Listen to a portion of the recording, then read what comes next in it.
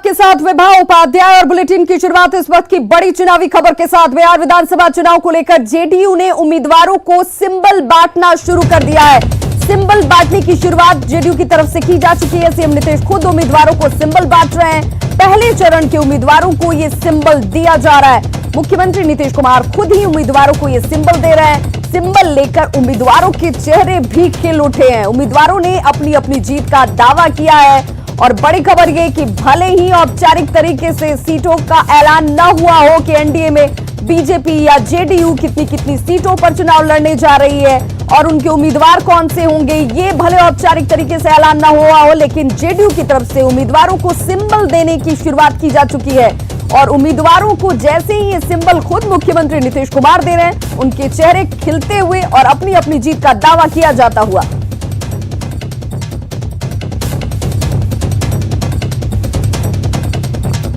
तो पहले चरण के उम्मीदवारों को सिंबल दिया जा रहा है। खुद मुख्यमंत्री नीतीश कुमार की तरफ से सिंबल दिया जाता हुआ। और देखिए उम्मीदवार भी कितने उत्साहित इसी वक्त का वो इंतजार कर रहे थे, क्योंकि चुनाव की तारीखों के ऐलान के बीच नॉमिनेशन की शुरुआत हो चुकी है और अपने अपने क्षेत्र में जाकर जनता के बीच इन्हें इस बात को एक बार फिर से भरोसे के तौर पर जीतना है कि आखिर उन पर जनता क्यों भरोसा करे।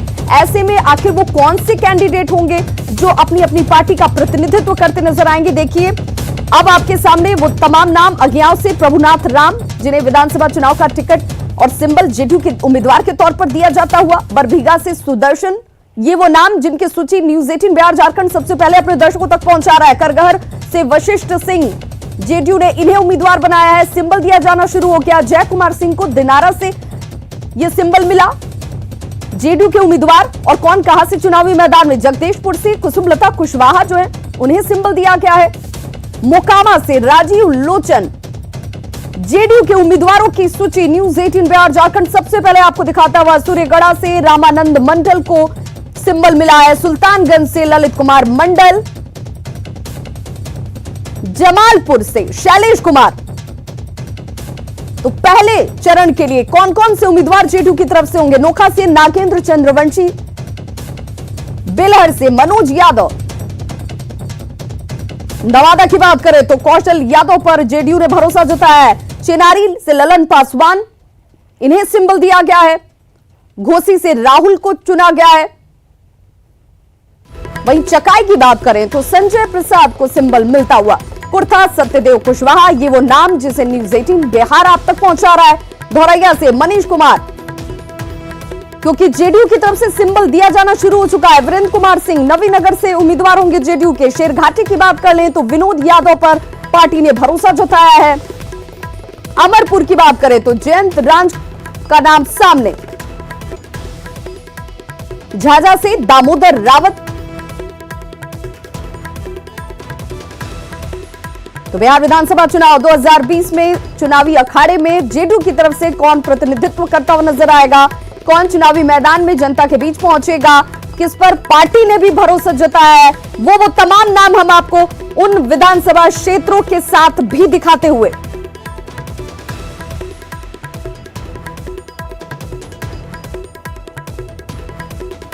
और हमारे 3 सहयोगी ग्राउंड जीरो से हमारे साथ इस वक्त जुड़ गए हैं। साकेत हमारे साथ जुड़े हुए हैं, आनंद अमृतराज, और हमारे साथ सहयोगी जो हैं लगातार जुड़े हुए, और उनसे हम ये जानेंगे कि आखिर ये जो नाम है, इन नामों को लेकर भले औपचारिक ऐलान न हुआ हो। सीधे हम आनंद के पास रुक करना चाहेंगे। आनंद, क्या जानकारी, क्योंकि नामों की फहरिस्त न्यूज 18 बिहार सबसे पहले दिखाता हुआ दर्शकों को भी और उम्मीदवारों को भी खुशी होती हुई। बिल्कुल बिल्कुल बिल्कुल मिलने वाला है। बिल्कुल देखिए विभा, इस वक्त हमारे साथ अंजुम आ रहा है और डुमरांव से जेडीयू की उम्मीदवार होने जा रही हैं। अभी इनके हाथ में पूरा फाइल का पिटारा है। भले ही अभी कुछ ना बोले, लेकिन हमारे सूत्र बता रहे हैं कि ददन यादव का टिकट कट चुका है, जो सिटिंग एमएलए हैं। और अंजुम आरा जेडीयू की प्रवक्ता भी हैं, महिला भी हैं, युवा भी हैं। तैयारी हो गई? किस चीज़ की है तैयारी हो गई? सब फिर से बताइए। नहीं, ऐसा कुछ नहीं है। मुझे बुलाया गया कि आप आइए, कुछ सांगठनिक बात करनी है, तो उसी के लिए हम आए हुए हैं। मुस्कुराहट नहीं छुपा पा रही है। चलिए, हम भी समझ रहे हैं कि अभी आप अंदर नहीं गई है, लेकिन जो जानकारी है कि अब डुमरांव से अगर पार्टी देगा टिकट तो तैयारी है ना पूरी? तैयारी है ना? नहीं, कोई तैयारी नहीं है। चलिए देखिए, मैं आपको बता दूं कि ये डुमरांव से जेडीयू के उम्मीदवार है, जो हमारे सोर्स है, कंफर्म है। आनंद, तो क्या ये माना जाए कि जिन दो प्रवक्ताओं को लेकर न्यूज 18 बिहार ने बताया था कि इस बार जेडीयू दो प्रवक्ताओं पर भरोसा इस कदर जता रही है कि उन्हें चुनावी मैदान में उतारेगी, तो क्या अंजुम आरा उसमें से एक नाम? बिल्कुल बिल्कुल बिल्कुल बिल्कुल। और एक निखिल मंडल है, मैं आपको बता दूं, ये आप अपना नाम बताइए सर। रामानंद मंडल, कहाँ से मिला टिकट?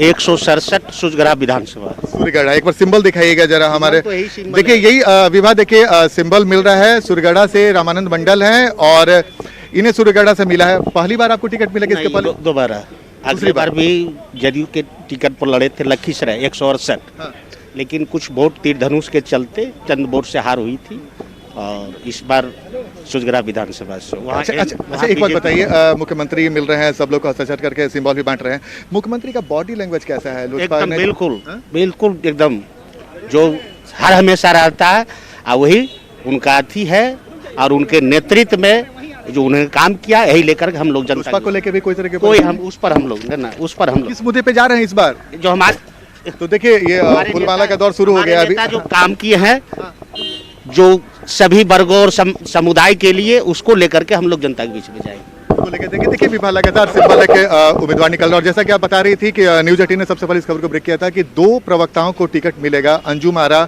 और निखिल मंडल संभवतः मधेपुरा से उम्मीदवार होंगे और डुमरांव से अंजुम आरा होंगे जेडीयू की जो प्रवक्ता हैं। तो निश्चित तौर पर युवा फेस के साथ साथ प्रवक्ता को भी नीतीश कुमार ने तरजीह दी और इस पर कई सारे युवाओं को भी मिला है। जयवर्धन यादव खुलकर ये जाहिर नहीं किया जा रहा है कि हाँ हमें टिकट देने के लिए ही बुलाया गया, सिंबल देने के लिए ही बुलाया गया, वो पशुपेश समझी जा सकती है। हम अपने सहयोगी अमित सिंह का रुख करना चाहेंगे, राबड़ी आवाज से हमारे साथ इस वक्त सीधे जुड़े हुए हैं।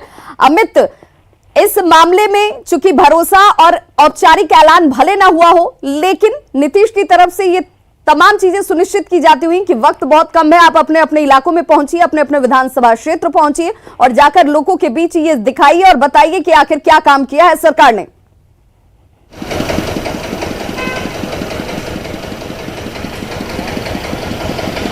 अमित, आरजेडी की तरफ से, आरजेडी का अगर रुख की बात की जाए तो आरजेडी की भी तरफ से जो गठबंधन की जो सहयोगी पार्टियां हैं, उन सहयोगी पार्टियों के नामों को भी न्यूज 18 बिहार ने सबसे पहले दिखाया कि आखिर किसके हिस्से में कितनी सीटें जा रही हैं, कौन से कैंडिडेट जो हैं वो चुनावी मैदान में उतरते हुए नजर आ रहे हैं। इस बीच किस तरह की हलचल आप राबड़ी आवाज पर देख रहे हैं?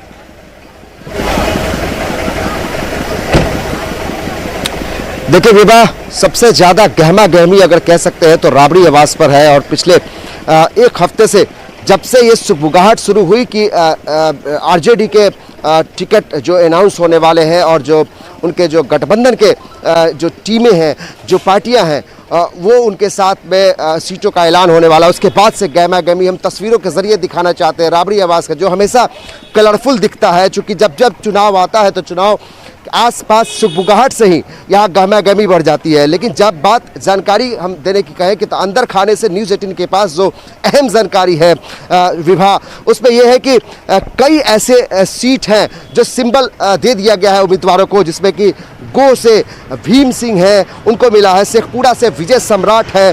जो चौंकाने वाला जो एक जो जानकारी अपने पास है कि श्याम रजक जो जेडीयू से पाला बदलकर आरजेडी में आए थे, उनका टिकट कट गया, यानी कि रेखा पासवान फिर से उन पर विश्वास जताया है तेजस्वी यादव ने। इसके अलावा बोधगया से कुमार सरबजीत जो अभी कोविड-19 से जूझ रहे हैं, एम्स अस्पताल में भर्ती हैं, उन्हें भी टिकट सिंबल मिल गया है। इसके अलावा शाहपुर से राहुल तिवारी जो शिवानंद तिवारी के बेटे हैं, उन पर भरोसा जताया गया है।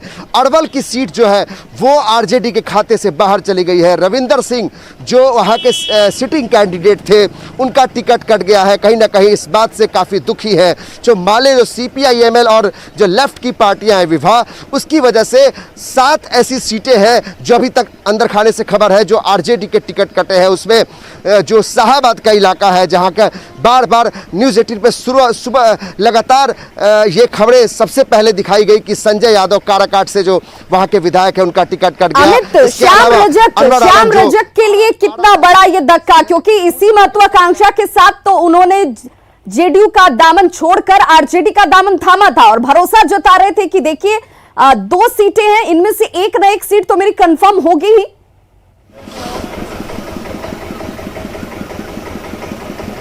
बिल्कुल ये बिल्कुल अहम है। आप सही कह रही है कि श्याम रजक के लिए एक बड़ी तकलीफ वाली एक मुश्किल भरा समय आप कह सकते हैं, क्योंकि ऐसे समय में जब नीतीश कुमार के साथ वो 9 साल बिताए, वहां से उन्होंने केवल इसलिए इस आशा के साथ वो आरजेडी से फिर से अपने पुराने घर में आए थे कि फुलवाड़ी शरीफ से उनको मौका मिलेगा। लेकिन पहले फुलवाड़ी शरीफ से ताल ठोक दिया CPI-ML ने, उसके बाद जब वो मसौड़ी पे दाव आजमा रहे थे, उन पर भरोसा भी जताया जा रहा था, तब रेखा पासवान की तरफ से विरोध शुरू हो गया। उनके जो समर्थक है लगातार राबड़ी आवास तक पहुंचना शुरू हो गए और कहीं ना कहीं जो राबड़ी देवी से करीबियां और लालू प्रसाद से जो करीबियां, जो एक प्यार रेखा पासवान उस उम्मीदवार के साथ था, शायद उसमें वो कामयाब होती हुई दिखी। और कहीं ना कहीं ये श्याम रजक के लिए, उनके समर्थकों के लिए एक बहुत मायूसी वाली खबर है कि उन्होंने ये सबसे पहले दिखाया था कि रेखा देवी जो है उनका पूर्ण विश्वास है। उन्होंने कहा कि मुझे तनिक भी संदेह नहीं है कि मेरा टिकट कट जाएगा। हालांकि जिन लोगों को गलतफहमी है वो गलतफहमी जरूर पाल सकते हैं। हमारे सहयोगी साकेत भी हमारे साथ जुड़े हुए हैं। साकेत, बीजेपी की बात की जाए तो क्या वहां पर भी बिना औपचारिक ऐलान के लोगों को फोन कॉल्स जाने शुरू हो चुके हैं कि आखिर आप कैंडिडेट हैं बीजेपी की तरफ से, चुनावी मैदान में उतरिए और जाकर जनता से बात कीजिए?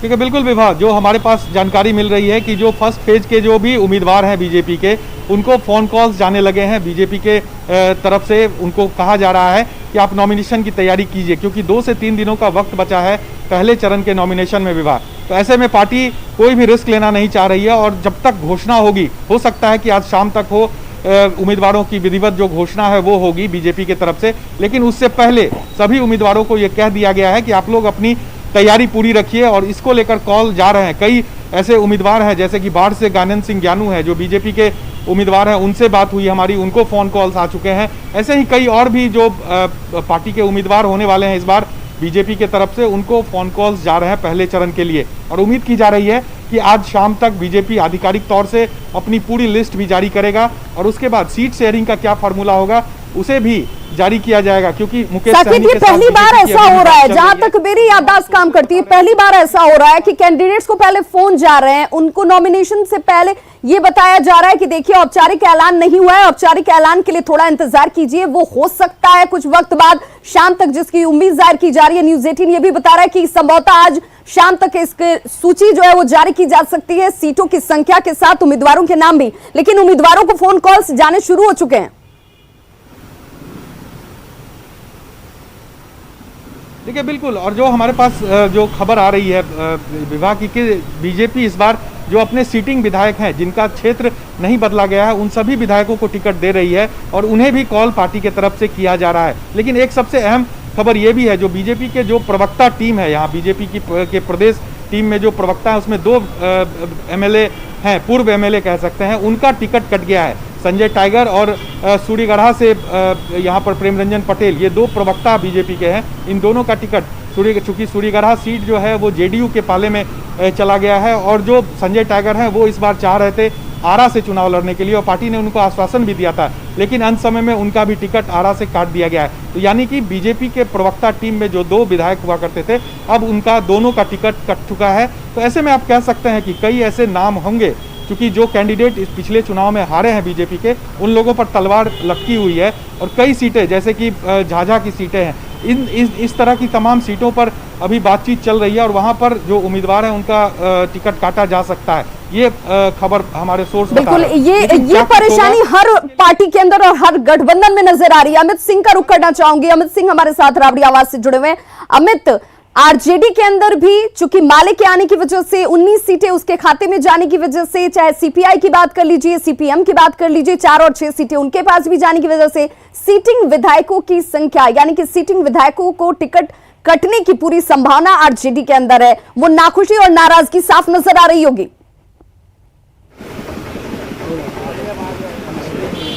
विभा, हम ये जानकारी देने से पहले एक अहम जानकारी हम अपने दर्शकों को देना चाहते हैं कि जो रामा सिंह का टिकट जो महनार से है, जो सबसे ज़्यादा हॉट सीट माना जा रहा है, क्योंकि रघुवंश प्रसाद सिंह के निधन के बाद ये काफ़ी चर्चा में रही कि कहीं ना कहीं लालू प्रसाद यादव जो अपनी दोस्ती के खातिर चाहते हैं कि महनार का सीट जो है वो कम से कम रामा सिंह से दूर रखा जाए, तो रामा सिंह ने दबाव बनाना शुरू कर दिया है। और ऐसी खबर आ रही है कि रामा सिंह जो है उनके समर्थक जो है वो पटाखे छोड़ रहे हैं अब उस इलाके में, महनार में। लेकिन एक बहुत अहम जानकारी न्यूज़ 18 के पास है कि जो मुकेश रोशन है, जो विष्णुदेव राय के जो भतीजे हैं, वो अंदर उनको बुलाया गया है, तेजस्वी यादव ने बुलाया है और वो कागजात लेकर अंदर गए हैं। और एक बेहद एक्सक्लूसिव जानकारी है कि तो क्या ये माना जाए कि इन दोनों नामों पर गहन चर्चा इस वक्त की जा रही है कि कितना रिस्क उठाया जा सकता है, किसे चुना जाए और किसे छोड़ा जाए?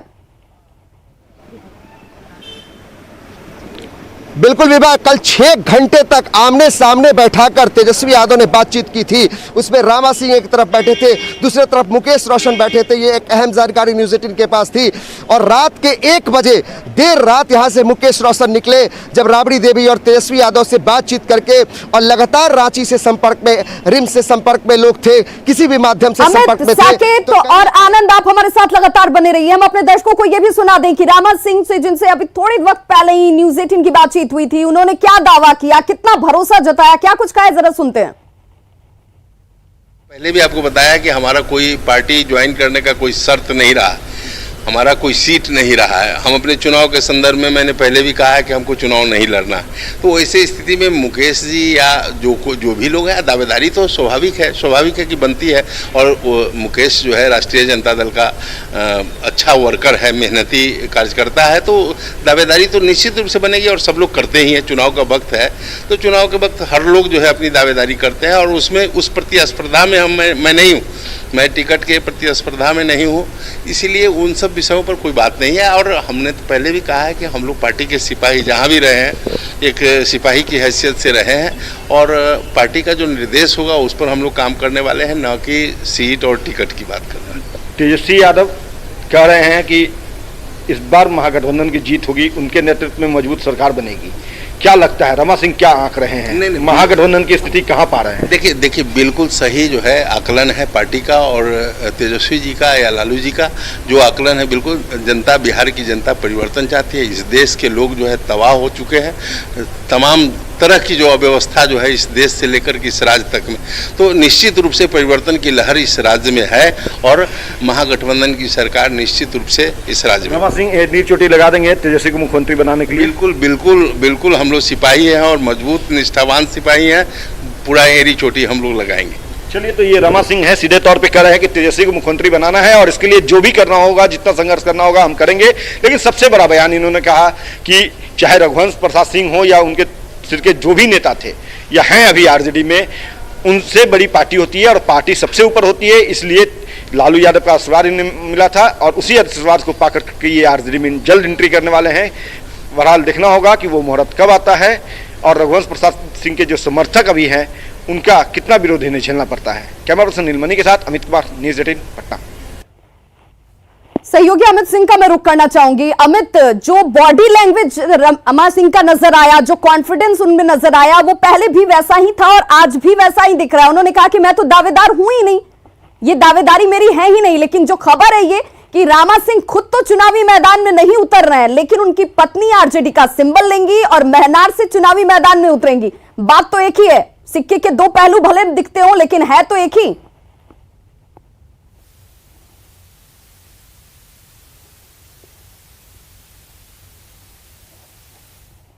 और सहयोगी आनंद का रुख करना चाहूंगी मैं। आनंद, चूंकि आज के दिन को इस रूप में ही देखा जाए, इस रूप में ही समझा जाए कि आज उम्मीदवारों का ऐलान हर पार्टी की तरफ से, हर गठबंधन की तरफ से, लेकिन जिनके टिकट कट जाए वो कितनी बड़ी परेशानी गठबंधन या पार्टी के लिए खड़ी करते हुए।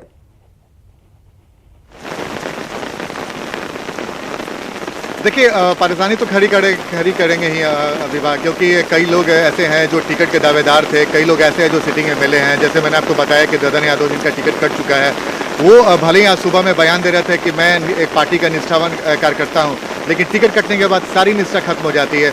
जैसे कि मैंने आपको बताया, कई सारे ऐसे लोग हैं जो नए चेहरे, जो खासकर आरजेडी छोड़कर जेडीयू में शामिल हुए थे, उनको टिकट मिला है। जयवर्धन यादव हैं, बरबीघा से सुदर्शन है, उन्हें टिकट मिला है। तो ऐसे कई नए चेहरे को भी जेडीयू ने मौका दिया है। खासकर एक अमरनाथ मांझी हैं जो बेलहर की तरफ से आते हैं उनके जगह उनके बेटे को टिकट दिया गया है। कई सारे बुजुर्ग नेताओं का टिकट काट दिया गया है। बिहार सरकार के 3 मंत्री भी अभी पहुंचे हुए हैं, संतोष निराला, जय कुमार सिंह और कृष्णनंदन वर्मा। उन्हें भी सिंबल मिला है। कृष्णनंदन वर्मा के बारे में चर्चा थी कि वो जो पिछली बार घोसी से लड़े थे, इस बार घोसी से उनके जगह राहुल कुमार को टिकट दिया गया है। जहानाबाद से लड़ सकते हैं कृष्णनंदन वर्मा। तो कई सारे लोगों का जो सीट है उसे भी बदला गया है, कई सारे लोगों का टिकट भी काटा गया है, कई सारे नए चेहरे को भी मौका दिया गया है। इस बार सबसे इंटरेस्टिंग बात यह है विवाह कि नोखा से एक चंद्रवंशी हैं जो पार्टी के प्रखंड अध्यक्ष है, उन्हें टिकट मिला है। सुल्तानगंज से भी ऐसे ही उम्मीदवार को टिकट मिला है। तो कई बार इस बार कार्यकर्ताओं को भी काफ़ी टिकट मिला है। तो ये एक अच्छा संकेत है जेडीयू के लिए। जेडीयू में बार बार ये कहा जाता था कि संगठन के आनंद जेडीयू ने इस बार बहुत सारी चीजों को बदलने की कोशिश की है। इस बार जेडीयू ने बहुत सारे एक्सपेरिमेंट्स भी किए हैं। इसे इस रूप में भी देखा जाए कि कार्यकर्ताओं को तरजीह दी जा रही है, कार्यकर्ताओं को टिकट दिया जा रहा है, सिंबल दिया जा रहा है। दूसरी तरफ दागदार छवि के लोगों को भी अपने आप को छोड़कर अपने परिवार के दूसरे सदस्यों को आगे लाने की बात की जा रही है। बिल्कुल विवाह, बिल्कुल आपने सही कहा। आपको याद होगा कि मनोरंजन सिंह धूमल सिंह हैं जो विधायक हैं जेडीयू के, उनका टिकट काट दिया गया है। उनसे कहा गया कि आप अपने परिवार के किसी सदस्य को दें और चर्चा है कि वो अपनी पत्नी को लड़ा सकते हैं। इसके अलावा अमरिंदर पांडे, उनका भी टिकट काट दिया गया है, वो अपने परिवार के किसी सदस्य को लड़ा सकते हैं। इसके अलावा ददन यादव, उनके भी छवि ठीक नहीं थी, इस वजह से उनका टिकट काट दिया गया है। तो नीतीश कुमार ने साफ कर दिया है जिनका चेहरा दागदार होगा, जिन पर आपराधिक मामला चलेगा, चुनाव आयोग ने सख्त निर्देश दिया है कि जो भी आपके उम्मीदवार हैं अगर उन पर आपराधिक छवि है तो आपको उनका सार्वजनिक करना होगा, आपको मीडिया में देना होगा, उनका नाम भी सब पूरे उनका डिटेल देना होगा, माफ कीजिएगा, उनका पूरा डिटेल देना होगा। तो जाहिर सी बात है नीतीश कुमार अपने छवि को लेकर बेहद सतर्क रहते हैं। नीतीश कुमार का इस बार तमाम पार्टी के नेता छवि को लेकर बेहद सतर्क है और उनकी कोशिश है कि आपराधिक छवि के नेताओं को टिकट न दिया जाए, क्योंकि चुनाव के निर्देश के बाद पुष्पम प्रिया को भी एक बड़ी वजह माना जाए, जो बार बार ये कहती रही कि देखिए भले मैं इस चुनावी पिच पर नई खिलाड़ी रही हूं, लेकिन मैं इस परिपाटी की शुरुआत करने जा रही हूं कि जो शख्स है वो पढ़ा लिखा हो, दागदार ना हो और आम पब्लिक के बीच से आने वाला तजुर्बेकार हो।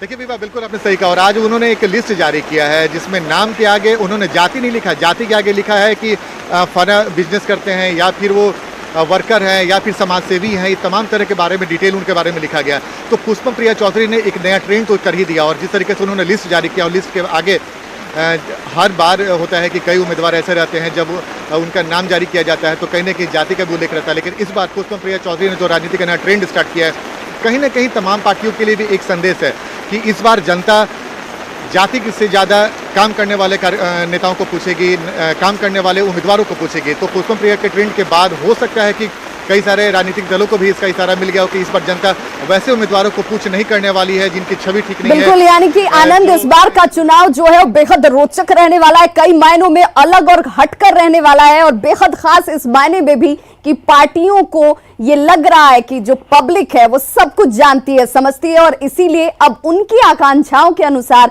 कैंडिडेट्स को उतारने की भरसक कोशिश ही की जा रही है। बहुत बहुत शुक्रिया अमित आपका भी, आनंद आपका भी और साकेत आपका भी इस तमाम जानकारी और चर्चा के लिए। तो देखिए बड़ी खबर यही है कि इस वक्त तमाम पार्टियों की तरफ से अब अपने कैंडिडेट्स को फोन कॉल घुमाया जाना शुरू हो चुका है। ये बताया जाना शुरू कर दिया गया है कि देखिए आप हमारे कैंडिडेट हैं, चुनावी क्षेत्र में आप जाइए, जाकर जनता से रूबरू होइए, नॉमिनेशन की तैयारी कर लीजिए, क्योंकि अब वक्त बहुत कम बचा है। हालांकि इसमें माइलेज जरूर आरजेडी ने ले लिया था। इस वक्त बड़ी खबर का रुख करना चाहूंगी। जेईई एडवांस का रिजल्ट जारी कर दिया गया है। कुल 43,204 छात्र जो हैं वो सफल हुए हैं। ये बड़ी खबर इस वक्त की स्टूडेंट्स के परिप्रेक्ष्य में देखा जाए, कुल 43,204 छात्र जो हैं वो सफल हुए हैं और 6,707 लड़कियों को इसमें सफलता हासिल हुई है।